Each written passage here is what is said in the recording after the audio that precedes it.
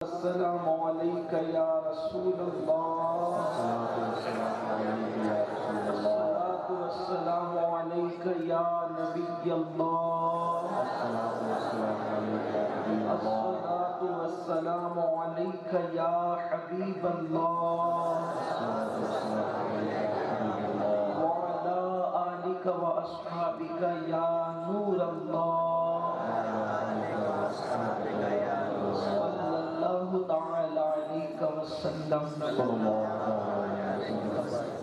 راہ پرخار ہے کیا گناہ ہے، راہ پرخار ہے کیا گناہ ہے، پاؤں افگار ہے کیا گناہ ہے، تیرے بیمار کو میرے عیسیٰ غش لگاتار ہے کیا گناہ ہے، اور دل ہمیں تم سے لگانا ہی نہ تھا، دل ہمیں تم سے لگانا ہی نہ تھا، اب سفر بار ہے کیا گناہ ہے، کل وہاں دید کا دن آج یہاں آنکھ بیکار ہے کیا گناہ ہے، اوروں سے چھپ کے کیے جس کے گناہ، اوروں سے چھپ کے کیے جس کے گناہ، وہ خبردار ہے کیا گناہ ہے، وہ خبردار ہے کیا گناہ ہے، وہ خبردار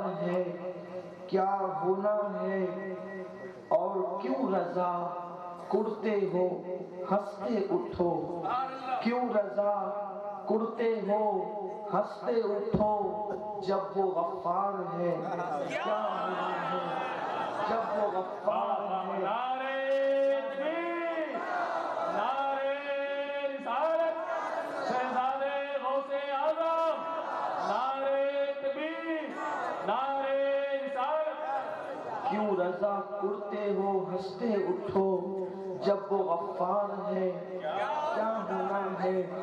جس آیے کریمہ کی تلاوت کرنے کا میں نے شرف حاصل کیا ہے، میرا اللہ اس کے متعلق مجھے حق کہنے اور آپ تمامی خواتین و حضرات کو حق سن کر اس پر عمل کرنے اور اسے عام کرنے کی توفیق عطا فرمائے۔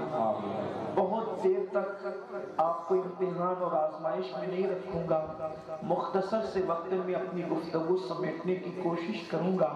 میرے پیارے آقا صلی اللہ تعالیٰ علیہ وسلم کے پیارے دیوانوں، انسان بہت حساس ہے فیوچر کے معاملے میں، مستقبل کے معاملے میں، بھوشیہ کے معاملے میں انسان کی فکر ہوتی ہے آج میرا ایسا ہے تو کل کیسا ہوگا، اور ہر انسان کل کو بہتر بنانے کی کوشش کرتا ہے۔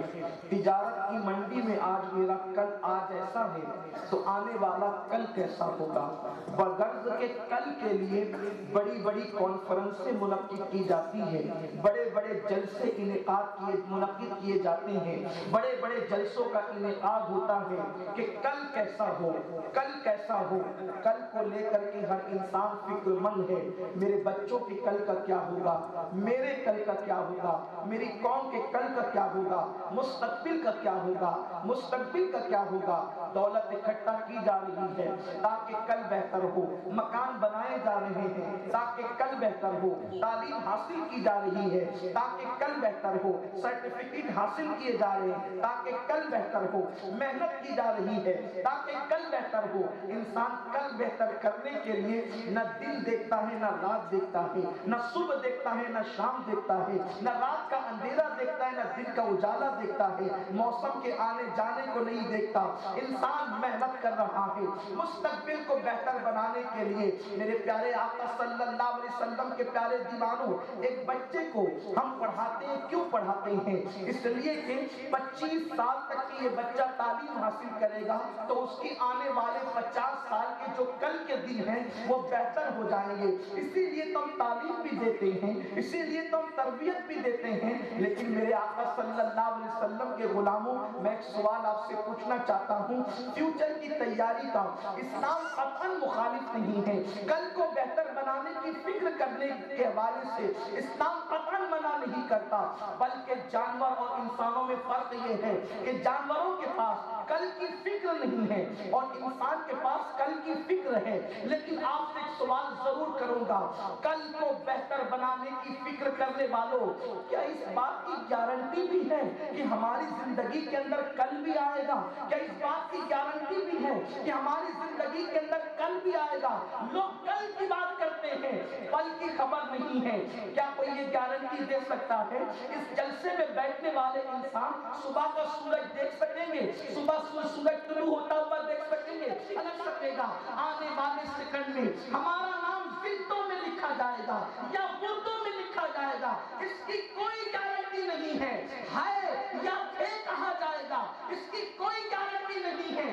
کل کی فکر کرنے والوں، جو کل تمہاری زندگی میں نہیں آئے گا، اس کے لیے راتوں کو جاگ کر محنت کر رہے ہو، دن کو محنت کر رہے ہو، صبح محنت کر رہے ہو، شام کو محنت کر رہے ہو، دن کی اجالے میں محنت کر رہے ہو، مگر مجھے بتاؤ ایک کل ایسا بھی ہے کہ جس کے آنے کی گارنٹی قرآن نے دیا ہے، وہ کل کون سا کل ہے؟ اس سے کوئی انکار نہیں کر سکتا۔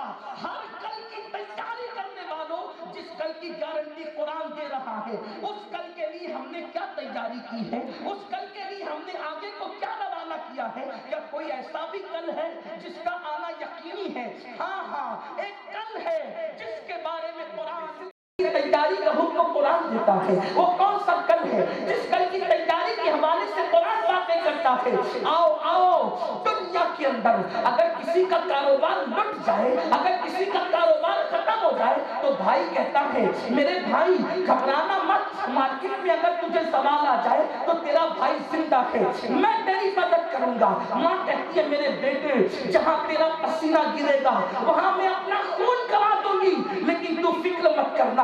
دنیا میں کوئی مصیبت میں گرفتار ہو تو مدد کرنے کے لیے ماں آتی ہے، دنیا میں کوئی مصیبت میں گرفتار ہو مدد کرنے کے لیے دوست آتے ہیں، دنیا میں کوئی مصیبت میں گرفتار ہو ساتھی اور دوست یار کھڑے ہو جاتے ہیں۔ بھائی ایک طرف کھڑا ہے، باپ ایک طرف کھڑا ہے، ماں ایک طرف کھڑی ہے، لیکن میرے آقا صلی اللہ علیہ وسلم کے غلاموں، جس کل کی تیاری کے لیے قرآن کہتا ہے وہ ایسا کل ہے وہاں ماں بھی کام نہیں آئے گی، وہاں باپ بھی کام نہیں آئے گا، وہاں بھائی بھی کام نہیں آئے گا۔ اللہ یہ دوست آج جو تمہیں دوستی کا دعویٰ کرتے ہیں، میرا اللہ قرآن میں اس کل کے حوالے سے دوستوں کا آئینہ دکھاتا ہے۔ دوستوں کے بارے میں قرآن کہتا ہے الاخلاء یومئذ بعضهم لبعض عدو، کہ یہ تمہارے جتنے دوست ہیں قیامت کے دن یہ تمہارے کٹر دشمن بن جائیں گے۔ وہاں یہ دوست دشمن بنیں گے، دوست بھی تمہارے کام نہ آئیں گے۔ یہ دوست جو تیرے کندھے پہ ہاتھ رکھ کے کہتے ہیں چل یار ذرا پکچر دیکھ کر کے آئیں گے، قرآن کہتا ہے یہ بدبخت دوست دشمن بن جائے گا۔ یہ دوست جو تیرا ہاتھ پکڑ کے کھینچ کر کے لے جاتا ہے چل شراب پی کر کے آئیں گے، زنا کے اڈے سے آئیں گے، قرآن کہتا ہے یہ سارے دوست دشمن بن جائیں گے۔ حدیث پاک کا مفہوم ہے وہ کل جسے یوم قیامت کہتے ہیں، وہ کل جسے قیامت کا دن کہتے ہیں۔ اللہ اکبر، قیامت کو بھول کر دنیا کی رنگینیوں میں زندگی گزارنے والوں، آؤ میں کوئی خطیب تو نہیں ہوں لیکن ایک فقیر کی دل کی صدا سنو، میرے دل کا درد میں تمہارے دلوں میں منتقل کرنا چاہتا ہوں۔ میری قوم کو کیا ہو گیا؟ دنیا کی رنگینیوں میں بھول گیا آخرت کو، دنیا کی رنگینیوں میں فراموش کر دیا آخرت کو۔ بہت دیر نہیں تھوڑی دیر میری طرف توجہ کرنا، میری ماں اور بہنوں کی بھی توجہ چاہتا ہوں۔ دوست دشمن بن جائیں گے۔ اللہ کے حبیب مصطفیٰ کریم رؤوف الرحیم صلی اللہ علیہ وآلہ وسلم فرماتے ہیں قیامت کے دن، حدیث پاک کا مفہوم ہے قیامت کے دن ایک بیٹا اپنی ماں کے پاس جا کر کہے گا اے میری ماں میں وہی تو تیرا بیٹا ہوں نا جس کو تو نے 9 مہینے تک پیٹ میں رکھا تھا، ماں 2 سال تک کہ تو نے مجھے دودھ پلایا تھا، میری ہر خوشی کے لیے تو نے اپنی خوشیوں کو قربان کر دیا تھا، میرے چہرے پہ تو نے کبھی مایوسی کی لکیر دیکھنا پسند نہیں کیا تھا۔ اے میری ماں آج تیرا بیٹا قیامت میں پھنس گیا ہے، آج تیرے بیٹے کو صرف ایک نیکی کی ضرورت ہے، امی ایک نیکی مجھے دے دے تاکہ تیرے بیٹے کی نجات ہو جائے۔ وہ ماں کہے گی تو کون ہے؟ آج میں تجھے نہیں پہچانتی، آج میں تجھے نہیں جانتی تو کون ہے۔ مجھے نہیں یاد آتا کہ میں نے کسی کو جنم بھی دیا تھا۔ میرے آقا صلی اللہ علیہ وسلم کے غلاموں، جہاں ماں اور بیٹے کا رشتہ ٹوٹ جائے گا اس دن کے لیے ہم نے کیا تیاری کی ہے؟ جہاں دوست اور دشمن بنیں گے اس دن کے لیے ہم نے کیا تیاری کی ہے؟ بے نمازیوں کا انجام تو پتہ نہیں کیا ہوگا، زانیوں کا انجام تو پتہ نہیں کیا ہوگا، پاکیوں کا انجام تو نہیں پتہ کیا ہوگا، سود خوروں کا انجام تو پتہ نہیں کیا ہوگا، داڑیاں مڈانے والوں کا انجام پتہ نہیں کیا ہوگا۔ البتہ قرآن معصوموں کا تذکرہ کرتا ہے، وہ معصومین جنہوں نے ایک سیکنڈ بھی اللہ کی مرضی کے خلاف نہیں گزارا، جسے ہم فرشتے کہتے ہیں، اور صرف فرشتے نہیں بلکہ فرشتوں کا سردار جبریل امین، اور سارے فرشتوں کا حال قرآن بیان کرتا ہے قیامت کے دن۔ قرآن کہتا ہے یوم یقوم الروح والملائکہ صفا لا یتکلمون الا من اذن۔ وہ دن کیسا دن ہوگا جب جبریل امین کے پیچھے سارے فرشتے صف بصف اللہ کی ہیبت سے کانپ رہے ہیں، اللہ کی ہیبت سے کانپ رہے ہوں گے۔ وہ جبریل جس کے بارے میں قرآن امین کہتا ہے، جسے قرآن عزت والا کہتا ہے، جسے قرآن فرشتوں کا سردار کہتا ہے، جبریل خدا کی ہیبت سے کانپتے ہوں گے۔ جس دن جبریل کی یہ پوزیشن ہوگی اس دن اپنا حال کیا ہوگا؟ ہم نے اس دن کے لیے کیا تیاری کی ہے؟ پوری پوری رات بستر پہ غفلت کی نیند سونے والوں، بستر پہ نرم نرم گدوں پہ لیٹ کر فلمیں اور زنا کے مناظر دیکھنے والے میرے بھائیوں بھی اور خواتین اسلام بھی، اس دن انجام کیا ہوگا؟ اس دن انجام کیا ہوگا؟ یہ تو میں نے فرشتوں کی بات کی ہے، فرشتوں کی اس سے اعلیٰ مخلوق، اس سے بڑی مخلوق، اس سے عظیم مخلوق جنہیں انبیاء کرام کہتے ہیں۔ حضرات انبیاء کرام کی کیفیت اس دن کیا ہوگی میرے نبی کے سوا؟ حضرت سیدنا فاروق اعظم حضرت کعب احبار سے کہتے ہیں اے کعب، یہ تابعین آسمانی کتابوں کے عالم ہیں، دور فاروقی میں انہوں نے اسلام قبول کیا ہے۔ کعب احبار انہوں نے اسلام قبول کیا ہے۔ حضرت کعب خاندانی طور پہ آسمانی کتابوں کے عالم تھے۔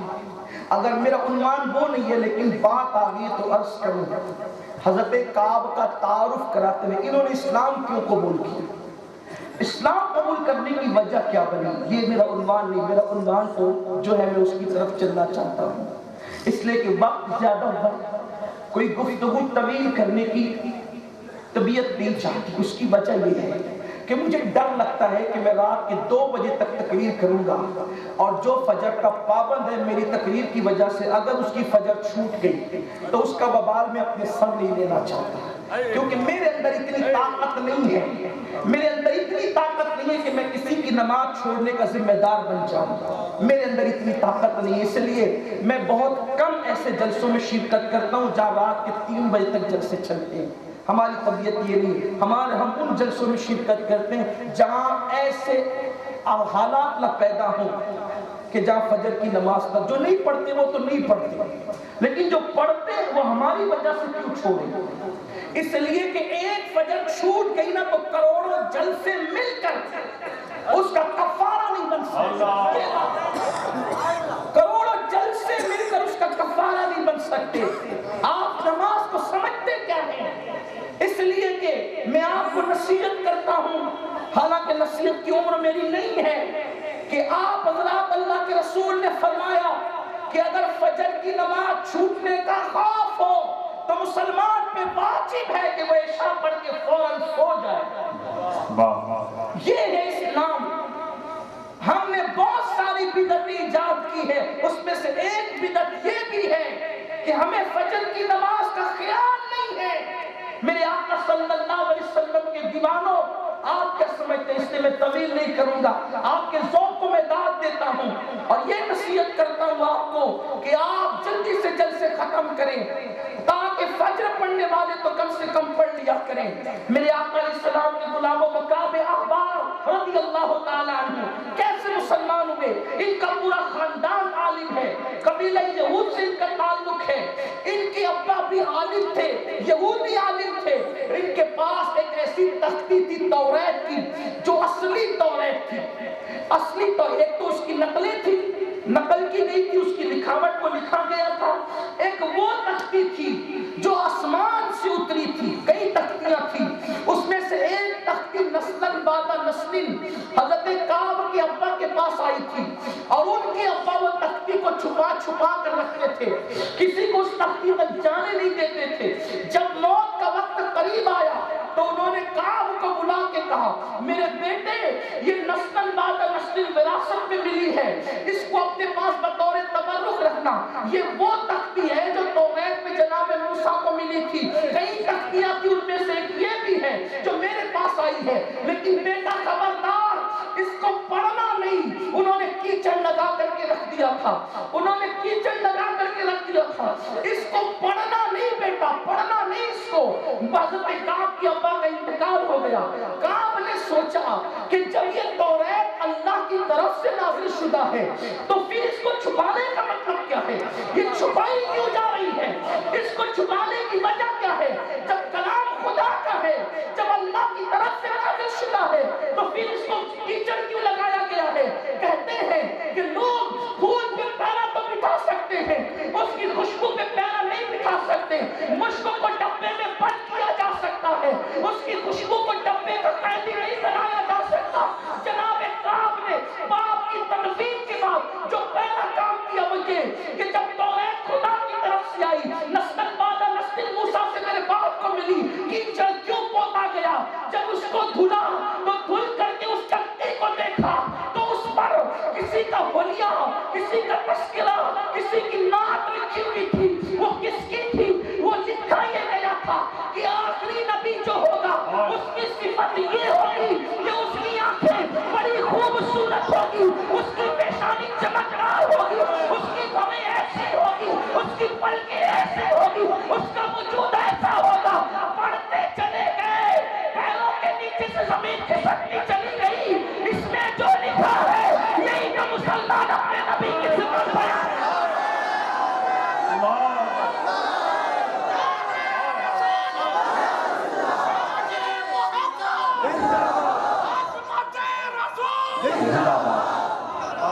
یہی ہولیاں تو مسلمان بیت المقدس میں بیان کر رہے ہیں.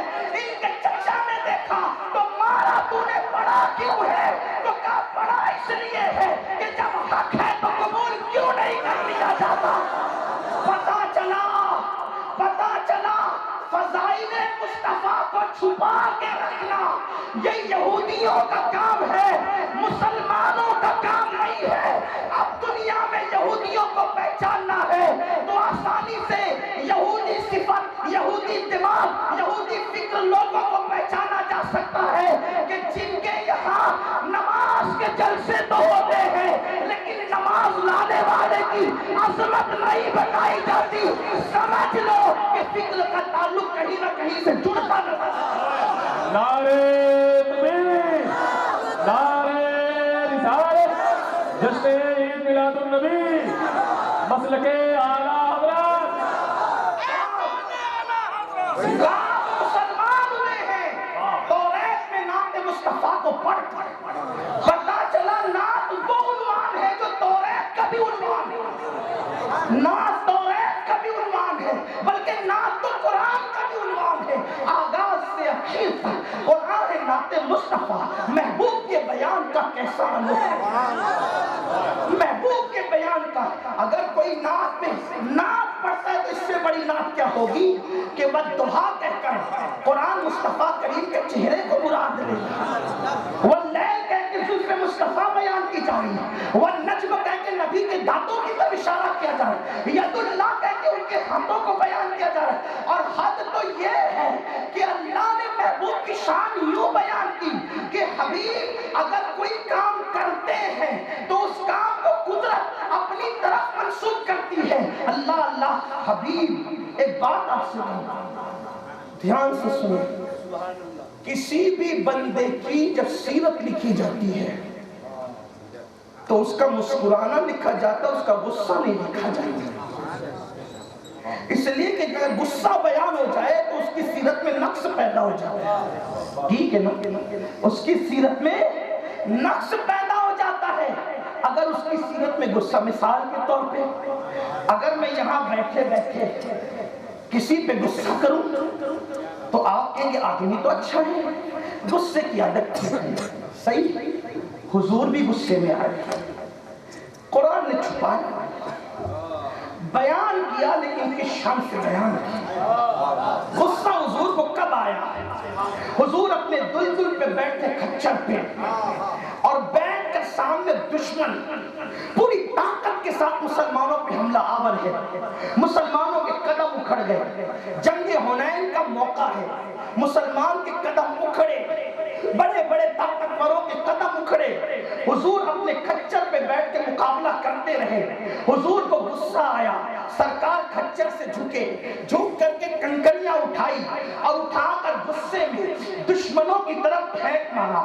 اب آپ توجہ کریں، لیکن قربان جائیں حضور کی اس غصے کی کیفیت پر کوئی ناہنجار انگلی رکھ کر توہین نہ کرے. تو قدرت نے غصے کی کیفیت کو کس شان سے بیان کیا؟ کیونکہ حبیب نے کنکر اٹھایا. بھائی کوئی مولانا صاحب کنکر اٹھا کے کسی کی طرف پھینکے، وہ کہیں یار مولانا تو کتنا اچھا ہے، لیکن یہ کام بڑا عجیب ہو گیا کیونکہ کنکر مارنے کی بات ہے. لیکن سنو سنو، یہ حبیب کی شان ہے کہ جب محبوب انداز دل ربانہ سے کنکر اٹھا کے پھینکتا ہے تو کوئی ناہنجار اس پہ انگلی رکھ کر کے عیب میں شمار نہ کرے. قدرت کہتی ہے ہمارا بیٹا نہ کرے، قدرت کہتی ہے ہمارا بیٹا اذ رمیتا ولکن اللہ رمی. پیارے یہ کنکر تو نے نہیں ماری، ہاتھ تیرے تھے، مارا تیرے خدا کا. نعرے تکبیر، نعرے رسالت، جشن میلاد النبی. اب اگر اعتراض ہوگا تو ادائے مصطفیٰ پر نہیں ہوگا. جو انکار کرے گا وہ خدا کی عظمت کا انکار ہے، جو عیب بیان کرے گا وہ خدا کی معاذ اللہ ربوبیت پر اعتراض کرے گا. یہ انداز دل ربانہ ہے، مگر میرا عنوان وہ نہیں ہے. حضرت کعب احبار توریت کے اندر مصطفیٰ جان رحمت کی نام کو پڑھ کر مسلمان ہوتے ہیں. فاروق اعظم کے بڑے قریب تھے. ایک دن فاروق اعظم نے کہا، اے کعب، آپ نے آسمانی کتابوں میں آخرت کی بہت ساری باتیں پڑھی ہوئی، ذرا کچھ مجھے بھی بتائیں، کچھ ایسی بتائیں مجھے